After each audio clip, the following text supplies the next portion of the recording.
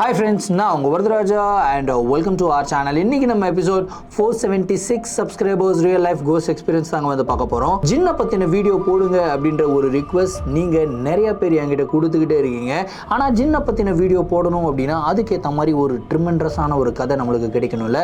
அந்த ஒரு ஸ்டோரிக்காக தான் நான் வெயிட் பண்ணிக்கிட்டு இருந்தேன். ஆனால் இவ்வளோ நாள் நீங்கள் வெயிட் பண்ணது ஒரு சூப்பரான ஒரு விஷயம் அப்படின்ற மாதிரி இன்னைக்கு நீங்கள் பார்க்க போகிற இந்த ஜின்னுடைய ஸ்டோரி கொஞ்சம் கூட எதிர்பார்க்காத அளவுக்கு அதிபயங்கரமாக இருக்க போகுது. இந்த ஒரு நிகழ்வை நீங்கள் பார்க்கறதுக்கு முன்னாடி நீங்கள் நம்ம சேனலுடைய புதிய பார்வையாளராக இருந்தாலும் சரி, இல்லைனா நம்மளுடைய சேனலை பார்த்துட்டு இருக்கீங்க, சப்ஸ்கிரைப் பண்ணாமல் பார்த்துருக்கீங்க அப்படின்னா தயவுசெய்து சப்ஸ்கிரைப் பண்ணிக்கோங்க. கூடவே இருக்கிற பெல் ஐகானை கிளிக் பண்ணிக்கோங்க. அப்போ தான் நான் எவ்ரி ஆல்டர்னேட்டிவ் டே போடுற வீடியோ உங்களால் உடனே பார்க்க முடியும். இப்போ வாங்க ஸ்ட்ரெயிட்டாக வீடியோக்குள்ளே போகலாம்.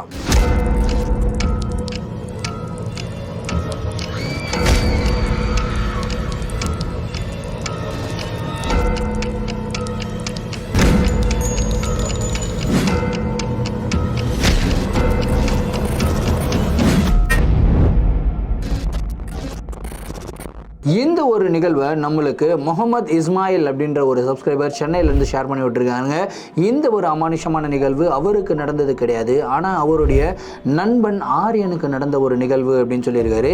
சரி, கதையுடைய ஸ்டார்டிங்லேருந்து வர ஆரம்பிப்போமே. ஆரியன் வந்து பார்த்திங்கன்னா சென்னையை சேர்ந்த நபர் கிடையாது. அவர் வந்து பார்த்திங்கன்னா நேபாளை சேர்ந்த ஒரு நபர். ஸோ நேபாளில் தான் அவர் வந்து பார்த்திங்கன்னா படிக்கிறாரு, அங்கே தான் வந்து வளர்றாரு. பட் வேலைக்காக நம்ம சென்னையில் வந்து செட்டில் ஆகிருக்காருங்க. அவர் வந்து பார்த்திங்கன்னா அவருடைய வாழ்க்கையில் ஒரு அதிபயங்கரமான நிகழ்வு அவருக்கு நடந்தது கிடையாது, ஆனால் அவருடைய தோழி சேராவுக்கு நடந்தது அப்படின்னு வந்து சொல்லியிருக்காரு. சரி, கதையுடைய ஸ்டார்டிங் வர ஆரம்பிப்போமே. ஆரியன் வந்து பார்த்திங்கன்னா நேபாளில் இந்த ஒரு நிகழ்வு நடக்கும்போது ஸ்கூலிங் படிச்சுக்கிட்டு இருந்தார். ஒரு 2016 காலகட்டத்தில் வந்து நடந்தது அப்படின்னு வந்து சொல்லியிருக்காரு. ஸோ அந்த டைமில் வந்து பார்த்திங்கன்னா அவங்க ஸ்கூல் வந்து ஒரு கோஎட் ஸ்கூலு. ஸோ ஒரு பயங்கரமான பெரிய ஸ்கூல் அப்படின்னு வந்து சொல்கிறாங்க. ஸோ நல்ல ஒரு பப்ளிக் ஸ்கூல்னு வச்சுப்போமே, அந்த மாதிரி ஒரு பெரிய ஸ்கூலில் தான் அவர் வந்து படிச்சிருக்காரு. ஸோ அந்த ஸ்கூலில் வந்து இல்லாத ஃபெசிலிட்டிஸே கிடையாது. அதாவது எல்லா ஃபெசிலிட்டிஸும் இருக்குது. தனியாக கம்ப்யூட்டர் லேப் இருக்குது. ஸோ பசங்க படிக்கிறவங்களும் வந்து பார்த்திங்கன்னா கொஞ்சம் பணக்கார வீட்டு பசங்க அப்படி தான் வந்து படிப்பாங்க. இந்த மாதிரி இருக்கும்போது இவருடைய ஃப்ரெண்ட் சர்க்கிளுமே வந்து பார்த்திங்கன்னா ரொம்ப பணக்கார வீட்டு பசங்களாக தான் இருந்திருக்காங்க. ஏன்னா அந்த ஸ்கூலில் படிக்கிற முக்கால்வாசி பேர் பணக்கார வீட்டு பசங்க. ஸோ அந்த ஃப்ரெண்ட் சர்க்கிளில் சேரா அப்படின்ற ஒரு பொண்ணு இருக்குங்க. ஸோ அந்த சேரா அப்படின்ற பொண்ணு தான் இவருக்கு ரொம்ப க்ளோசஸ்ட் ஆஃப் ஃப்ரெண்டாக தான் இருந்திருக்காங்க. ஸோ இவருடைய வாழ்க்கை எல்லாமே நல்லா போயிட்டு இருந்திருக்கு. ஸ்கூலிங் எல்லாமே நல்லா போயிட்டு இருந்திருக்கு. இப்படி போயிட்டு இருக்கும்போது திடீர்னு சேரா இருக்காங்க இல்லையா, சேராவுக்கு வந்து பார்த்திங்கன்னா ஒரு நாள் ரொம்ப வியர்டாக வந்து பிஹேவ் பண்ணுறாங்க. அவங்களுடைய ஆக்டிவிட்டீஸ் வந்து மாற ஆரம்பிக்குது. டிஃப்ரெண்ட்டாக நடந்துக்கிறாங்க. யாருக்கிட்டையும் ஒழுங்காக பேசாத மாதிரி இருக்காங்க, கோவப்படுறாங்க, திடீர்னு தனியாக உட்காடுறாங்க, தனியாகவே சிரிக்கிறாங்க. இந்த மாதிரி ஆக்டிவிட்டீஸ் எல்லாம் பண்ண ஆரம்பிக்கிறாங்க. இது வந்து ஆரியனுக்கு லைட்டாக ஒரு மன வருத்தத்தை வந்து கொடுக்குது. ஆரியன் வந்து போயிட்டு சேரா கிட்ட கேட்குறாரு, என்னாச்சு, ஏன் எப்பயுமே தனியாகவே இருக்கு அப்படின்னு சொல்லி கேட்குறாரு. அதுக்கும் அவங்க சரியாக பதில் சொல்லாமல் அவங்க வந்து பார்த்திங்கன்னா ஆரியனை திட்டிட்டு அவங்க தனியாக போயிடுறாங்க. இவருக்கு ஒன்றும் புரியல, ஏன்டா இந்த பொண்ணு ரொம்ப ஜாலியாக இருக்கிற பொண்ணு, எல்லாருக்கிட்டையும் ரொம்ப நல்லா சந்தோஷமாக பேசிக்கிட்டு இருக்கிற பொண்ணு திடீர்னு பார்த்தா தனியாகவே இருக்குது, என்ன தான் பிரச்சனை இதுக்கு அப்படின்னு சொல்லிட்டு அந்த சேராவை பற்றின என்ன ஆச்சுன்னு சொல்லிட்டு அவங்க அப்பா அம்மா கிட்ட, அதாவது சேராவுடைய அப்பா அம்மா கிட்ட ஆரியன் கேட்டிருக்காரு. அதுக்கு அவங்க அப்பா அம்மா கூட எந்த விதமான ஒரு இன்ட்ரெஸ்ட்டும் எடுத்துக்கல. அப்படியா, என் பொண்ணு இந்த மாதிரிலாம் பிஹேவ் பண்ணுறாளா அப்படின்னுலாம் வந்து ஆச்சரியமாக கேட்பாங்க இல்லையா பேரண்ட்ஸு, அந்த மாதிரி எதுவுமே கேட்காம அப்படியாப்பா சரிப்பா நாங்கள் பார்த்துக்குறோம் அப்படின்னு சொல்லிட்டு போயிடுறாங்க. ஆன்ட்டி என்னாச்சு, ஏன் இந்த மாதிரிலாம் நடந்துக்கிறா அப்படின்னு சொல்லி கேட்குறாப்புல. ஆனால் அதுக்கும் எதுவுமே பதில் சொல்லாமல் அவங்க சைலண்ட்டாக போயிடுறாங்க. ஸோ இப்படியே கிட்டத்தட்ட ஒரு 10-15 நாள் போகுதுங்க. சேராவுடைய நடவடிக்கை டெய்லியும் வந்து பார்த்திங்கன்னா கொஞ்சம் ரொம்ப வயலண்ட் ஆகிட்டே இருக்குது. ஸோ எல்லா தோழிகள் கிட்ட வந்து பார்த்திங்கன்னா எரிஞ்சு விழுறாங்க, அவங்களுடைய பொருட்களை தூக்கி வெளியே அடிக்கிறாங்க. இந்த மாதிரி ரெகுலராக பண்ணிக்கிட்டு இருக்கிறத பார்த்த ஸ்கூல் மேனேஜ்மெண்ட் வந்து பார்த்திங்கன்னா சேராவுடைய பெற்றோர்களை கூப்பிடுறாங்க. இந்த மாதிரி சேரா இந்த மாதிரிலாம் பண்ணிகிட்டு இருக்காங்க அப்படின்றதெல்லாம் சொல்கிறாங்க. அதுக்கு அவங்க என்ன சொல்கிறாங்கன்னா, ஓகே நாங்கள் பார்த்துக்குறோம் அப்படின்னு சொல்லிட்டு அவங்க பாட்டு கிளம்பி போயிடுறாங்க. அதுக்கப்புறமா அவங்க சரியானாங்களான்னு பார்த்தீங்கன்னா அதுக்கப்புறம் இன்னமும் வயலண்ட் ஆக ஆரம்பிக்கிறாங்க. அப்போ தான் ஆரியன் ஒரு நாள் சேராவுடைய கையை பிடிச்சி உட்காரு, உனக்கு என்ன தான் பிரச்சனை சொல்லு அப்படின்னும் போது அப்போ தான் அவங்க சொல்கிறாங்க, இந்த மாதிரி எனக்கு வித்தியாசமான உருவங்களெல்லாம் தெரிய ஆரம்பிக்குது. அந்த உருவமெல்லாம் எனக்கு தெரியும் போது எனக்கு ஒரு மாதிரி ஆயிடுது உடம்பு. என்னுடைய உடம்புடைய கண்ட்ரோல் என்கிட்டயே கிடையாது, என்னுடைய மைண்டுடைய கண்ட்ரோலும் என்கிட்ட கிட்ட கிடையாது. ஸோ நான் ஏன் எனி டைம் தனியாக இருக்கேன் அப்படின்னா, அந்த உருவம் வந்து என்னை கண்ட்ரோல் பண்ணி என்னை ஏதாவது பண்ணால் கூட பரவாயில்ல, ஆனால் ஏன் மூலியமாக மற்றவர்கள் யாருக்காவது பிரச்சனை ஆகிடுச்சுன்னா அது வந்து என்னால் தாங்கிக்க முடியாது. ஸோ அதனால தான் நான் எப்பயுமே தனியாக இருக்கேன். இப்போ கூட நான் உங்ககிட்ட பேசிக்கிட்டு இருக்கேன், இப்போ அந்த உருவம் பின்னாடியே நின்றுக்கிட்டு இருக்கு அப்படின்னு சொல்லி அவங்களுடைய ஃபேஸ் ரியாக்ஷன்லாம் மாறுதுங்க. ஸோ இந்த ரியாக்ஷனை பார்த்த உடனே ஆரியன் அப்படி ஆடி போயிடுறாரு. சரி ஒன்றும் பிரச்சனை இல்லை, ஒன்றும் பயப்படாத, நான் இருக்கேன் கூட அப்படின்றாரு. நீ இருக்காத போய்ங்கிறதே அப்படின்றாங்க. என்னடா இது இந்த மாதிரிலாம் பிஹேவ் பண்ணுறாளே அப்படின்னு சொல்லிட்டு ஒரு பாட்டுக்கு சைலண்ட்டாக எழுந்துக்கிறேன். அதுக்கப்புறம் ஒரு 10-15 நிமிஷம் கழித்து இவங்க சைலண்ட் ஆகிறாங்க. திரும்பியும் அவர் வந்து வர்றாரு. திரும்பி ஆரியன் வந்து சேரா கிட்டே என்னதான் ஆச்சு, அந்த உருவம் யார் அப்படின்னு சொல்லி கேட்கும்போது எங்கள் அப்பா அம்மா கிட்டேயும் நான் வந்து இதை பற்றி போய் சொன்னேன். அதுக்கப்புறம் அவங்க வந்து ஒரு மோல்வியை வந்து கூட்டிகிட்டு வந்தாங்க. அவர் வந்து என்கிட்ட வந்து ஒரு ஜின் வந்து வருது, அந்த ஜின் வந்து என்னுடைய ஆன்மாவை கேப்சர் பண்ணுறதுக்கு முயற்சி பண்ணிக்கிட்டு இருக்கு அப்படின்னு வந்து சொன்னாங்க. அதுக்கப்புறம் ஒரு சில மந்திரங்களெல்லாம் சொன்னாங்க, ஏதாவது ஒன்று அந்த ஜின்னுக்கிட்டேருந்து நம்மளை விடுவிக்கணும் அப்படின்ற மாதிரி ஒரு ரிச்சுவல்லாம் பண்ணாங்க. ஆனால் ஒரு 10-15 நாள் வந்து ஓகேவாக தான் இருந்துச்சு. ஆனால் 10-15 நாள் கழித்து திரும்பவும் அவங்களுக்கு அதே மாதிரி தான் நடக்க ஆரம்பிச்சுது அப்படின்னு வந்து சொல்லியிருக்காங்க. சரி என்ன இது, இந்த ஜின்னை விரட்டுறதுக்கு வேறு எதுவும் வழியே இல்லையா அப்படின்னு சொல்லி ஆரியன் கேட்டுக்கிட்டு இருக்கும்போது எனக்கு தெரியல, சரி வா கம்ப்யூட்டர் லேபில் கூப்பிட்றாங்க எல்லாரும், நம்ம அங்கே போகலாம் அப்படின்னு சொல்லிட்டு கம்ப்யூட்டர் லேபுக்கு வந்து போகிறாங்க. இந்த வாட்டி வந்து பார்த்திங்கன்னா சேரா திரும்பியும் பழைய மாதிரி ரொம்ப ரொம்ப ரொம்ப ரொம்ப நார்மலாக இருக்காங்க. எல்லாருக்கிட்டையும் ரொம்ப அன்பாக பேசிக்கிட்டே இருக்காங்க. ஸோ அவங்களுடைய நெருங்கிய தோழிகள்லாம் இருப்பாங்களே, அந்த தோழிகள் கிட்ட வந்து பேசிக்கிட்டே இருக்கிறாங்க. சந்தோஷமாக எல்லாரும் நின்று பேசிக்கிட்டு இருக்காங்க. அப்புறம் வந்து பார்த்திங்கன்னா இந்த டீச்சர் ஒன்றும் வரல. டீச்சர் உள்ளே என்டர் ஆகுறாங்க. கரெக்டாக அவங்க உள்ளே என்டர் ஆகும்போது இப்படி நின்று பேசிக்கிட்டே இருக்காங்க சேரா. பட்டுன்னு என்னாச்சுன்னு தெரில, அப்படியே பொத்துன்னு கீழே விழுகிறாங்க. யோசிச்சு பாருங்கள், ஒருத்தங்களுக்கு மயக்கம் போட்டு கீழே விழுகிறாங்க அப்படின்னா அவங்களுக்கு வந்து ஒரு ஃபீலிங் இருக்கும், ஓகே எனக்கு தலை சுற்றுற மாதிரி இருக்குது, எனக்கு இங்கே பிடிக்கணும், எனக்கு ஒரு மாதிரி இருக்குது அப்படின்லாம் சொல்லுவாங்க இல்லையா. அந்த மாதிரிலாம் எதுவுமே சொல்லலை. இப்படியே நின்றுக்கிட்டே இருக்காங்க. பட்டுன்னு அப்படியே கீழே விழுகிறாங்க. அப்படியே ஃபேஸ் டவுன் கீழே பொத்துன்னு விழுகிறாங்க. அங்கே இருக்கிற எல்லா தோழிகளும் பதறிட்டாங்க. ஓடி போய் சேரா என்னாச்சு எழுப்புறாங்க. மிஸ்ஸும் பதறிட்டாங்க. வந்து தண்ணியை எடுத்து மூஞ்சியில் தெளிக்கிறாங்க. ஆனால் சேரா வந்து பார்த்திங்கன்னா மூச்சு பேச்சு இல்லாமல் அப்படியே படுத்துருக்காங்க. அவங்களுக்கு வந்து என்ன நடக்குதுன்னு சொல்லி யாருக்குமே தெரியல. எல்லாருமே பதட்டம் அடைய ஆரம்பிக்கிறாங்க. உடனடியாக ஸ்கூலில் இருந்து ஆம்புலன்ஸ்க்கு கால் பண்ணியிருக்காங்க. ஆம்புலன்ஸும் ஆன் த வேல வந்துக்கிட்டே இருக்குது. திடீர்னு வந்து பார்த்திங்கன்னா இப்படி படுத்துக்கிட்டே இருந்தவங்க, அப்படி கீழே படுத்துக்கிட்டு இருந்தவங்க பட்டுன்னு எழுந்து இப்படி சைடில் உட்காடுறாங்க. அவங்களுடைய கால் மட்டும் இப்படி விரிச்சிட்டு ஒரு கையை முன்னாடி வச்சுட்டு இப்படி உட்காடுறாங்க. உட்காந்துட்டு இப்படி மேலே பார்த்துட்டு பயங்கரமாக சிரிக்க ஆரம்பிக்கிறாங்க.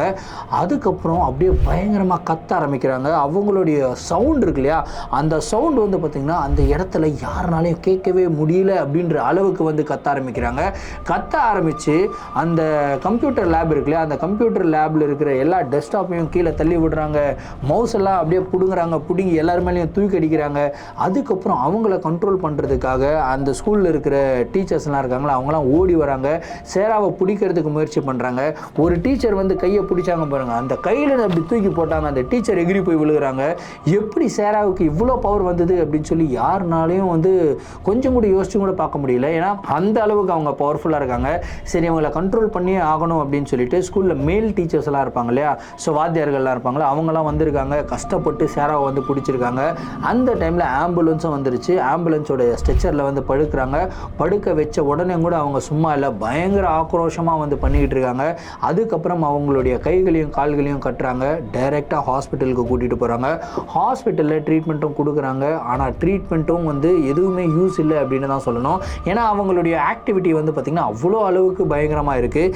என்னடா இது இவ்வளோ அளவுக்கு வயலண்ட்டாக நடந்துக்கிறாங்களே, இவங்களுக்கு என்ன தான் பிரச்சனை அப்படின்னு சொல்லி அவங்க அப்பா அம்மா கிட்ட கேட்கும்போது அவங்களும் என்ன சொல்கிறாங்க அப்படின்னா, ஒன்றும் தெரியலங்க, வேணும்னா ஒரு 10-15 நாள் வீட்டில் வச்சு நாங்கள் கொஞ்சம் ரெஸ்ட் எடுக்க வைக்கிறோம், மேபி ஸ்ட்ரெஸ்ஸாக இருக்கலாம் அப்படின்னு சொல்லிட்டு சேராவை வந்து வீட்டுக்கு கூட்டிகிட்டு போகிறாங்க. அடுத்த 15 நாளுக்கு வந்து பார்த்திங்கன்னா சேரா ஸ்கூலுக்கு வரல. எல்லாமே கம்ப்ளீட்டாக நார்மல் ஆகுது. 15 நாள் கழித்து சேரா திரும்பியும் ஸ்கூலுக்கு வராங்க.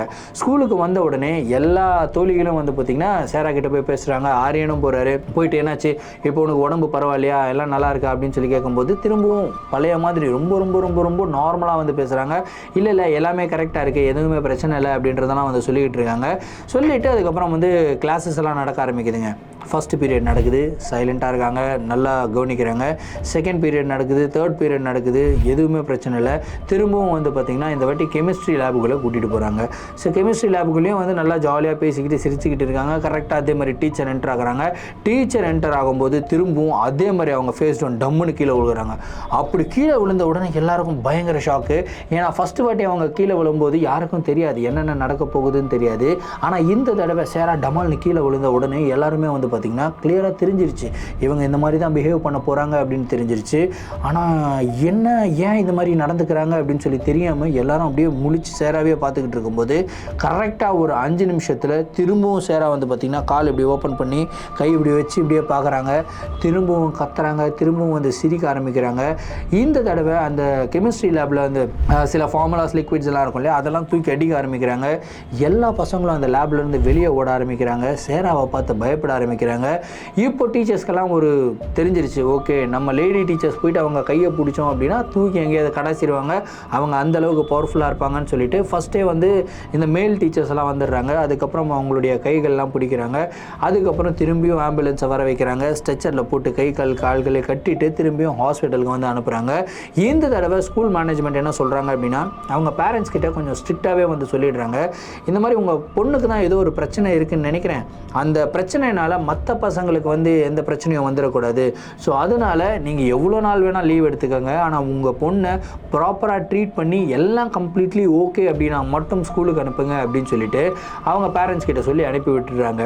அதுக்கப்புறம் கிட்டத்தட்ட ஒரு 4 மாதம் ஆகுதுங்க.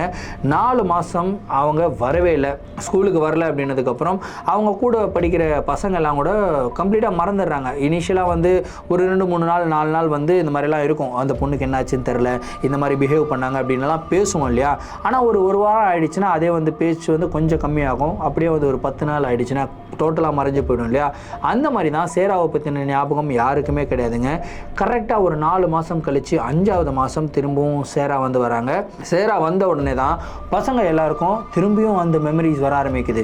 ஐயோ கம்ப்யூட்டர் லேபில் இப்படி பண்ணாங்களே, கெமிஸ்ட்ரி லேபில் இப்படி பண்ணாங்களே அப்படின்ற ஒரு ஞாபகம் வந்து வர ஆரம்பிக்குது. இந்த தடவை சேரா கிட்ட யாருமே போய் பேசலை, அவங்கள தனியாக தான் விட்டுருக்காங்க. சேரா வந்து தனியாக வராங்க, யாராவது வந்து பேசுவாங்களா அப்படின்னு சொல்லி பார்க்குறாங்க. ஆனால் யாருமே வந்து பேசலை. ஆனால் ஆரியன் மட்டும் போயிட்டு சேரா கிட்ட பேசியிருக்காரு. என்னாச்சு சேரா, எல்லாம் நல்லா இருக்கியா, எப்படி இருக்குது உடம்பு அப்படின்னு எல்லாம் கேட்டிருக்காரு. பரவாயில்ல ஆரியன், தேங்க்யூ, நீயாவது வந்து என்கிட்ட பேசினு எனக்கு ரொம்ப சந்தோஷம், எனக்கெல்லாம் ஓகே, எனக்கு எதுவும் பிரச்சனை இல்லை, இப்போ இல்லாமல் கம்ப்ளீட்டாக ஃபைனாக இருக்கேன் அப்படின்னு வந்து சொல்லியிருக்காங்க.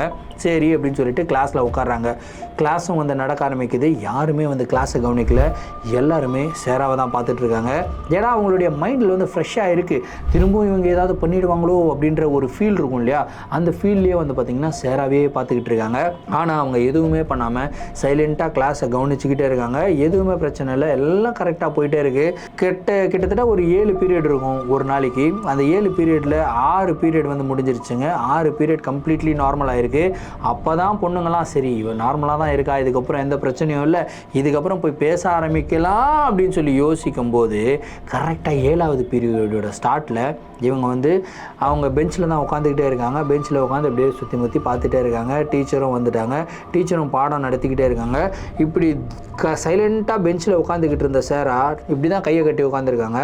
பட்டுன்னு என்ன பண்ணுறாங்கன்னா கையை திருப்பி அப்படி பெஞ்ச் மேலே அப்படி ஸ்ட்ராங்காக அப்படி டமால் நடிக்கிறாங்க. அந்த சவுண்டில் அப்படியே கிளாஸே வந்து சைலண்ட் ஆகிடுச்சு. எல்லாரும் சேராவை பார்க்குறாங்க. மிஸ்ஸு முதல் கொண்டு அப்படியே பயத்தில் அப்படியே பார்த்துட்டே இருக்காங்க. இப்படியே கையை வச்சுக்கிட்டு திடீர்னு என்ன பண்ணுறாங்கன்னா அந்த கையை வச்சு அமுத்தி அப்படி எகிரி அந்த பெஞ்ச் மேலே ஏறி உட்காருவாங்களாம். இப்படி அதாவது இந்த பிதாமகன் படத்தில் விக்ரம் வந்து ஒரு செவுத்து மேலே ஏறி இப்படி உட்காருவார் இல்லையா, அந்த மாதிரி வந்து உட்காந்துருக்காங்க. உட்காந்துட்டு அப்படியே வந்து மிஸ்ஸை பார்க்குறாங்க. அவங்களுடைய தலைமுடியை விரித்து முன்னாடி போடுறாங்க. முன்னாடி போட்டு அப்படியே திரும்பி பார்க்குறாங்க. ஒரு பொண்ணையும் பார்க்குறாங்க. அவங்க பார்க்குற பார்வையிலேயே எல்லா பொண்ணும் அப்படியே எழுந்து பின்னாடி மிஸ்ஸுக்கு பின்னாடி ஓடுது. ஆனால் யாருமே வந்து எதிர்பார்க்காத மாதிரி ஒரு விஷயம் நடக்குதுங்க. ஆரியன் இருக்கார் இல்லையா, ஆரியன் மட்டும்தான் சேரா பக்கத்தில் போகிறாரு. போயிட்டு என்னாச்சு சேரா அப்படின்றாரு. நீ போயிடுங்க அப்படின்னு வந்து சொல்கிறாங்க. இல்லை நான் எங்கேயும் போகல, உனக்கு என்னாச்சுன்னு சொல்லு, நான் உன் கூட தான் இருக்கேன், எதுவுமே பிரச்சனை இல்லை அப்படின்னு சொல்லிட்டு சேராவுடைய கையை வந்து பிடிக்கிறாருங்க. சேராவுமே வந்து பார்த்திங்கன்னா ஆரியன் சொல்கிறத மட்டும் கேட்குற மாதிரி வந்து ஆகுது. யாருக்கும் ஒன்றும் புரியல, ஏன்னா எல்லாருக்கிட்டையும் ரொம்ப வயலண்ட்டாக நடந்துக்கிறாங்க. ஆனால் இந்த பையன்கிட்ட மட்டும் ரொம்ப கேஷுவலாக பேசிக்கிட்டு இருக்காங்களே, ஆனால் இவ்வளோ வயலண்ட்டாக தான் இருக்காங்க. இருந்தாலும் அந்த பையனுக்கு எதுவுமே நடந்துடக்கூடாது அப்படின்னு சொல்லிட்டு ஒரு கேர் இருக்கும் இல்லையா, அந்த மாதிரி கேரில் வந்து பேசிகிட்டு இருக்காங்களே அப்படின்னு வந்து எல்லாரும் ஒத்து பார்த்துட்டு இருக்கும்போது திரும்பவும் அவங்க வந்து பார்த்திங்கன்னா ஒரு கதறல் சத்தத்தை கொடுக்குறாங்க. அந்த சவுண்ட் வந்து பார்த்திங்கன்னா அதாவது மனித காதுகளுக்கு வந்து ஒரு டெசிமல் லெவலுக்கு மேலே வந்து கேட்க முடியாது அப்படின்னு சொல்லுவாங்க. அந்த டெசிபிள்ஸ் எல்லாம் இருக்கும். ஸோ அதுக்கு மேலே வந்து பயங்கர சவுண்டாக வருது. யாருனாலையும் கேட்க முடியல. எல்லாரும் காதை பொத்திக்கிறாங்க. இன்ஃபேக்ட் ஆரியன் பக்கத்தில் நின்றுக்கிட்டு இருக்காரு. அவருனாலையும் அந்த சவுண்டை கேட்க முடியல. அவரும் காதை பொத்திக்கிறாரு. அப்படியே அந்த சவுண்ட் அதிகமாக ஆரியனும் அந்த இடத்துல மயக்கம் போட்டு விழுகிறாரு. கிட்டத்தட்ட ஒரு 3-4 பெண்களும் அந்த இடத்துல மயக்கம் போட்டு விழுகிறாங்க. எல்லாருமே கத்திக்கிட்டு வெளியே ஓடுறாங்க கிளாஸை விட்டு. கரெக்டாக கிளாஸை விட்டு ஓடும்போது பக்கத்து கிளாஸ்லலாம் டீச்சர்ஸ் இருப்பாங்க இல்லையா, அவங்க எல்லாமே வந்து பார்த்திங்கன்னா வெளியே ஓடி வராங்க. என்னாச்சு அப்படின்னு சொல்லி கேட்குறாங்க. அதுக்கப்புறம் எல்லா டீச்சர்ஸும் வெளியே ஓடி வராங்க. பசங்களாம் வெளியே ஓடி வராங்க. ஆனால் அதே மாதிரி கீழே, அதாவது இவங்களுடைய கிளாஸ் வந்து 2nd ஃப்ளோரில் இருக்குது. 1st ஃப்ளோரில் ஒரு சில கிளாஸஸ் இருக்கும் இல்லையா, 1st ஃப்ளோர்லேயே வந்து பார்த்திங்கன்னா பயங்கரமாக கத்திக்கிட்டு எல்லாரும் ஓடி வராங்க. இப்போ வெளியே ஓடி வரவங்களுக்கு ஒன்றும் புரியல. என்னடா இது 2nd ஃப்ளோரில் இவ இந்த மாதிரி பிஹேவியர் பண்ணிகிட்டு இருக்கா, ஆனால் 1st ஃப்ளோர்லேருந்து ஏன் எல்லாரும் இப்படி ஓடி வராங்க அப்படின்னு சொல்லி புரியல. அதுக்கப்புறம் தான் இவங்களுக்கு தெரிய வருது, 1st ஃப்ளோரில் ஒரு 4 கிளாஸ் ரூம் இருக்குமா. அந்த 4 கிளாஸ் ரூம்லேயும் ஒரு பொண்ணுக்கு வந்து பார்த்திங்கன்னா இதே மாதிரி தான் அவங்க மயக்கம் போட்டு டமால்னு கீழே விழுந்திருக்காங்க. அவங்களும் சாரா எப்படி எழுந்து பிஹேவ் பண்ணாங்களோ அந்த மாதிரி வைலண்ட்டாக வந்து பிஹேவ் பண்ணியிருக்காங்க. கிளாஸுக்கு ஒரு பொண்ணு வந்து பார்த்திங்கன்னா இந்த மாதிரி பிஹேவ் ஆகிருக்குங்க.